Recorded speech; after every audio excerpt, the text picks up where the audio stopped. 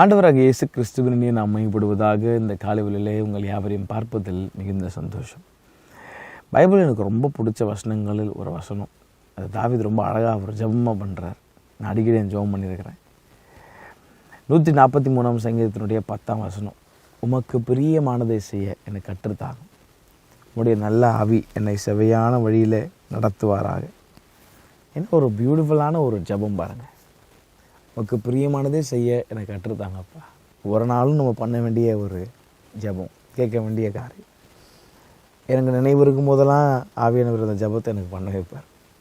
எனக்கு மைண்டில் அடிக்கடி எப்பயாவது வரும்போதெல்லாம் ஜெபத்தை பண்ண வைப்பார். One of the beautiful prayers of David. நமக்கு பிரியமானதே செய்ய எனக்கு கற்றுத்தாங்க ஆண்டவர். வாட் அ பியூட்டிஃபுல் ப்ரேயர் பாருங்கள். ஆண்டவர் உங்களுக்கு என்ன பிடிக்கும் எனக்கு சொல்லித்தாங்க, நான் அதை செய்கிறேன் அப்படின்ற. இந்த காலவெளியில் நீங்கள் எப்படி ஜெபம் பண்ணுறீங்க? நீங்கள் எப்படி ஜெபம் பண்ணுறீங்க? என்ன கேட்குறீங்க? ஆண்டவரே எனக்கு இது வேணும், அது வேணும், மனசில் ஆசைப்பட்டது வேணும், நான் இந்த பொண்ணை தான் கல்யாணம் பண்ணணும், இந்த பொண்ணை தான் கல்யாணம் பண்ண நினச்சிட்ருக்கேன். இன்னும் அதிலே உட்காந்துருக்கீங்களா? வேஸ்ட் ஆஃப் டைமுங்க, வேஸ்ட் ஆஃப் டைம். எல்லாத்தையும் ஒரு பக்கம் வச்சுட்டு நீங்கள் பண்ண வேண்டிய ஒரே ஒரு ஜெபம். ஆண்டவர் ரொம்ப ப்ளீஸ் ஆயிடுவார் அந்த ஜெபத்தை பண்ணிங்கன்னா.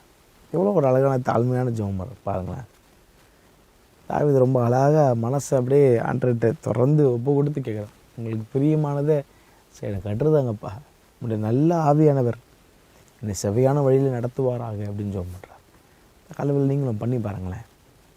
அவர் சித்தத்தின்படி உங்களை நடத்துவார். அவர் சித்தத்தின்படி உங்களை நடத்தும் போது உங்களை நேராக கருத்தர் எங்கே கொண்டு போவார்னா இந்த ப்ராமிஸுடைய ஃபுல்ஃபில்மெண்ட்டு கொண்டு போவார்.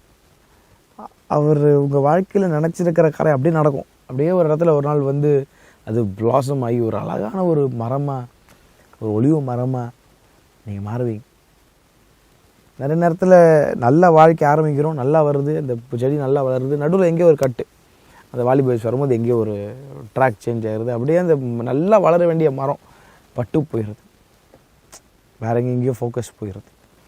இன்றைக்கி ஆண்டர்கிட்ட கேட்குறீங்களா? ஆண்டவரே உங்களுக்கு பிரியமானது சரி எனக்கு கற்றுத்தாங்க ஏசப்பா அப்படின்னு கேட்டு பாருங்களேன். அவருக்கு என்ன பிடிக்குன்றது உங்கள் கூட பேசுவார். நீ இது செய்யடா, இது செய்யாத, இப்படி பண்ணு, இந்த இடத்துக்கு போ, அப்படி செஞ்சு பாருங்கள். அவருடைய இருதயம் ரொம்ப சந்தோஷப்படும். அவர் இருதயம் சந்தோஷப்பட்டுருச்சுன்னா, உங்களை நினைக்கும் போது அவர் சந்தோஷப்பட்டுட்டாருன்னா அதை விட பெரிதான பிளஸ்ஸிங் ஒன்றும் கிடையவே கிடையாதுங்க. அதனால் உங்கள் ஜெபத்தில் மெயினான ஒரு ஜெபமாக அது இருக்கட்டும். மற்றதெல்லாம் உங்களை பின்தொடரும். முதலாவது நீங்கள் கர்த்தரை தேடும் போது, அவருடைய சித்தத்தை, அவர் இருதயத்தை தேடும் போது மற்றதெல்லாம் உங்களை பின்தொடரும். அதை குறித்து கவலைப்படாதீங்க. கர்த்தர் தாமே உங்களை எவரையும் ஆசீர்வதிப்பாராக. Have a blessed day.